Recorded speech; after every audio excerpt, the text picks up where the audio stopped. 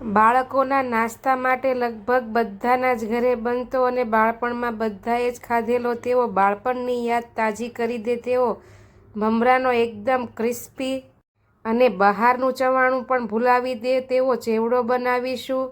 તેની સાથેનો સ્પેશિયલ મસાલો બનાવીશું જે તમને બહાર મળતા ચેવડા જેવો જ લાગશે. અને આ ટિપ્સ સાથે બનાવીશું તો 1 મહિના સુધી સારો રહેશે. બાળકોના નાસ્તા કે ટિફિનમાં આપવા માટે લગભગ બધાના જ ઘરે ચેવડો બને જ છે. તો આજે મારા સ્પેશિયલ મસાલાથી એકદમ બહારના મસાલાથી બનતા ચેવડા જેવો જ મસાલો બનશે. આ મસાલો બનાવી ચેવડો એકવાર જરૂરથી ટ્રાય કરજો, બધાને બહુ ભાવશે. અને બીજી વાર જરૂરથી બનાવીશું. આપણે 1 થેલી મમરા એટલે કે 500 ગ્રામ મમરાના પરફેક્ટ માપ સાથેની વસ્તુ સાથે બનાવીશું. પહેલાં તો તેના માટેનો 500 ગ્રામ મમરા માટે જોઈએ તેટલો મસાલો બનાવી લેશું. તેમાં 1 ચમચી જેટલા મેં અહીં સૂકા ધાણા લીધા છે. 1 ચમચી જેટલી આપણે લીલી વરિયાળી લઈ લઈશું. લીલી વરિયાળી ઓપ્શનલ છે. જો તમને ટેસ્ટ અને સુગંધ ગમતી હોય તો જરૂરથી નાખવી, નહીતર સ્કીપ કરી દેવાની છે.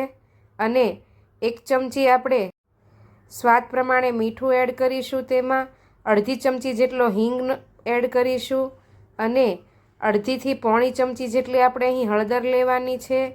2 ચમચી જેટલું આપણે અહીં કશ્મીરી લાલ મરચું પાવડર લીધું છે. જો તમે તીખું ખાતા હો તો રેગ્યુલર લાલ મરચું પાવડર એડ કરવાનું.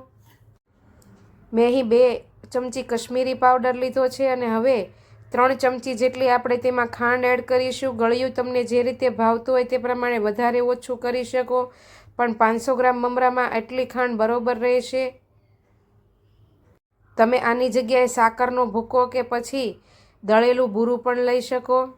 હવે ચેવડાને ચટપટો ટેસ્ટ આપવા માટે આપણે 1 ચમચી જેટલો આમચૂર પાવડર એડ કરી શકો. તમે લીંબુના ફૂલ પણ એડ કરી શકો. બહારના તૈયાર મસાલામાં લીંબુના ફૂલ આવે છે. આપણે અહીં આમચૂર પાવડર એડ કર્યો છે. 1 ચમચી આપણે સંચળ પાવડરને અડધી ચમચી જેટલો મરીનો ભૂકો આપણે એડ કરીશું. અને હવે તેને પલ્સ મોડ ઉપર 4થી 5 વાર ફેરવીને એકદમ ગ્રાઇન્ડ થઈ ગયેલા મસાલા જેવું કરી લેવાનું છે, લોટ જેવું. આવી રીતે સરસ એવું પીસાઈને પાવડર થઈ જાય એટલે હવે તેને આપણે જોઈ લઈશું. તમે જુઓ તેમ બહારમાં જે તૈયાર મસાલો આવે છે તેવો જ મસાલો બનીને તૈયાર થશે, પેકેટના મસાલા જેવો. એકદમ આપણે સરસ એવો ફાઇન પાવડર કરી લીધો છે. આ મસાલો તમે ચેવડામાં નાખીને મહિના સુધી સારો રહેશે. ને જો તમારે એકસાથે બનાવવું હોય તો બનાવીને ફ્રીજમાં તમે 6 મહિના સુધી રાખી શકો. મસાલો તેવો ને તેવો રહેશે. હવે આપણે પહેલાં તો ચેવડો બનાવવા માટે મમરાને પહેલાં આપણે વઘારી લઈશું, જેથી મસાલા તેમાં સરસ એવા ભળી જાય. પેનમાં આપણે મીડિયમ ગેસની ફ્લેમ ઉપર 4 મોટી ચમચી જેટલું આપણે તેલ ગરમ કરવા માટે મૂકવાનું છે. મેં અહીં સિંગ તેલમાં બનાવ્યો છે. કોઈ પણ ફરસાણ મોટે ભાગે જો સિંગ તેલમાં બનાવવામાં આવે તો તેનો ટેસ્ટ સરસ આવે છે. હવે આપણે તેલ સહેજ જેવું સતપ એવું ગરમ થઈ જાય ને વરાળ આવવા માંડે એટલે બનાવેલો મસાલો તેમાં એડ કરીશું. અને 30થી 35 સેકન્ડ માટે જ તેમાં મસાલો આપણે ફ્રાય કરવાનો છે, એકદમ વધારે નહીં, નહીંતર આપણો મસાલો બળવા લાગશે. એટલે આવી રીતે થઈ જાય એટલે હવે તેમાં ઉપરથી મમરા એડ કરવાના છે. મમરા અહીં મેં 1 થેલી લીધા છે. અને હવે 2 થી 3 મિનિટ માટે લો ગેસની ફ્લેમ ઉપર આ મમરાને આપણે મિક્સ કરીશું, ચલાવતા રહીશું. એટલે મમરા આપણા બધા સરસ એવા ગરમ થઈને ક્રિસ્પી અને કુરકુરા થઈ જાય. આવી રીતે મમરા જો તમે ફ્રેશ થેલી લાવ્યા હોય તો પણ આવી રીતે 2 થી 3 મિનિટ માટે શેકી લેવાના. અને હવે જેમાં આપણે ચેવડો ભેળવવાનો છે તે મોટા વાસણમાં આપણે તેમાં એડ કરી દઈશું. મેં અહીં મોટા ફાઇબરના ટબમાં એડ કર્યા છે. તમે જેમાં ચેવડો ભેળવતા હોય તેમાં એડ કરવા કે પછી પેપર પાથરીને પણ કરી શકો. સરસ એવો કલર પણ આવી ગયો છે અને એકદમ ક્રિસ્પી મમરા થઈ ગયા છે, તમે જુઓ તેમ. હવે 1 કિલો જેટલો આપણે ચેવડો તૈયાર કરવો છે એટલે તેની સામે આપણે તેટલા જ પ્રમાણમાં બીજી બધી વસ્તુઓ લેવાની છે. હવે મીડિયમ ટુ હાઈ ગેસની ફ્લેમ ઉપર પહેલાં તો આપણે તેલ ગરમ કરવા માટે મૂકી દઈશું.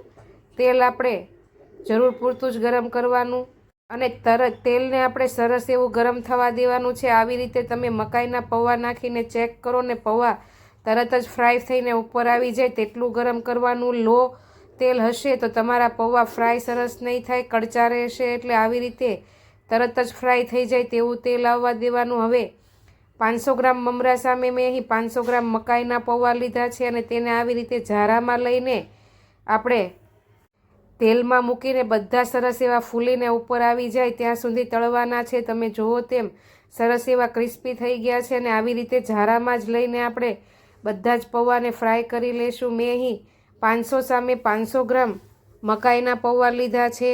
ચેવડામાં જેમ બધી વસ્તુઓ વધારે હોય તેમ ચેવડાનો ટેસ્ટ ખૂબ જ ક્રિસ્પી અને સરસ આવે છે, એટલે મેં અહીં મકાઈના પૌવાનું પ્રમાણ વધારે લીધું છે. હવે પૌવા તળાઈ જાય એટલે મેં અહીં 100 ગ્રામ જેટલી જે નાના ભૂંગળા ઝીણી ભૂંગળી આવે છે, જેને બોબી પણ કહેવાય છે, તે લીધી છે. તેને પણ આવી રીતે ઝારામાં જ મૂકીને બધી જ ભૂંગળી ફૂલીને ઉપર આવી જાય તળાઈને ત્યાં સુધી તળી લઈને તેનામાં તે બધું તેલ નિતારીને આપણે લઈ લેવાનું છે. બધી જ વસ્તુઓ આપણે મમરામાં ઉપરથી એડ કરવાની છે. બાજુમાં મેં ટબ મૂકીને તેમાં જ એડ કરતી જાઉં છું. ભૂંગળી પણ આવી રીતે બધી જ સરસ એવી મેં તળી લીધેલી છે. હવે સિંગના દાણા વજનમાં જોઈએ તો 200 થી 250 ગ્રામ અને વાટકાના માપથી જોઈએ તો 1 વાટકા જેટલા મેં સિંગના દાણા લીધા છે. ઘરમાં જે સિંગના દાણા છે તે તમે બજારમાં પણ આસાનીથી મળી રહેશે. આ સિંગના દાણા એકદમ બ્રાઉન કલર થઈ જાય ને ડાર્ક કલરના થવા લાગે ત્યાં સુધી આવી રીતે ચમચીથી ચલાવીને આપણે ફ્રાય કરી લેવાના છે. અંદર સહેજ પણ કચાશ ન રહે, દાણા ફૂટીને તેનો કલર બદલી જાય ત્યાં સુધી આપણે તળાવવા દેવાના છે. તમે જુઓ તેમ સહેજ ડાર્ક કલરના થઈ ગયા છે ને સરસ રીતે અવાજ આવીને બધા જ ફૂટી ગયા છે. હવે તેમાંથી આપણે બધું જ તેલ નિતારીને તેને પણ મમરાવાળા ટબમાં ઉપરથી એડ કરી દેવાના છે. અને હવે બજારના ચેવડા જેવો જ ટેસ્ટ આપવા માટે અને ખૂબ જ ટેસ્ટી બનાવવા આપણે અહીં મેં મીઠા લીમડાના અડધી વાટકી જેટલા પાન લીધા છે. મેં સૂકવેલા પાન લીધા છે, તમે ફ્રેશ પણ લઈ શકો. સરસ એવા ક્રિસ્પી થઈ જાય પછી તેલ નિતારીને તેને પણ તે આપણે ટબમાં એડ કરી દઈશું. અને હવે જે બટેકાનું છીણ આપણે આખું વરસ સ્ટોર કરવા માટે બનાવીએ છીએ તે લઈ લીધું છે. તે મેં અંદાજે 150 ગ્રામ જેટલું લીધું છે અને તેને પણ ઝારામાં આવી રીતે મૂકીને તેલમાં સરસ એવું બધું ક્રિસ્પી થઈ જાય ત્યાં સુધી તળી લેવાનું છે. તમે આની જગ્યાએ ચેવડાની જે મીડિયમ સાઇઝની સેવ આવે છે તે પણ લઈ શકો. બજારમાં આસાનીથી મળી રહેશે અને ઘરે પણ બની જશે. મારી ચેનલમાં તેની રેસીપી પણ છે. પણ બાળકોને આ બટેટાની છીણવાળો ચેવડો ભાવે છે એટલે મેં છીણ એડ કર્યું છે. છીણ મેં અહીં 150 ગ્રામ જેટલું લીધું છે. તમે જુઓ તેમ બધી જ વસ્તુઓ થઈને 1 કિલો જેટલી થઈ છે. અને હવે આ બધી જ વસ્તુને આપણે સરસ એવી મિક્સ કરી દઈશું અને એકદમ રૂમ ટેમ્પરેચરે આવી જાય ત્યાં સુધી ઠંડુ પડવા દઈશું. અને જેમાં આપણે રેગ્યુલર ચેવડો ભરતા હોય તેમાં ભરી લેવાનો છે. પેક કરી એરટાઇટ કન્ટેનરમાં કે પછી ડબ્બામાં.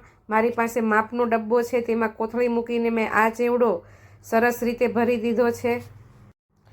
જો રેગ્યુલર બાળકો ખાતા હોય તો તમે નાના ડબ્બામાં અલગથી રાખી શકો, જેથી ડબ્બો વારા ઘડીએ ખોલબંધ ન થાય તો આખો મહિનો તમારો ચેવડો જરા પણ હવાયા વગર એવો ને એવો રહેશે. તો તમે જુઓ તેમ એકદમ સરસ એવા મસાલા સાથે ચેવડો બનીને તૈયાર થઈ ગયો છે. ફરસાણ જે કરતાં પણ વધારે ટેસ્ટી બનશે.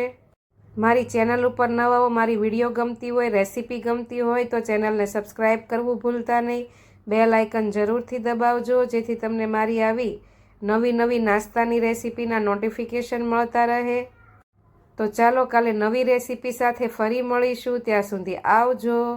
જય શ્રી કૃષ્ણ.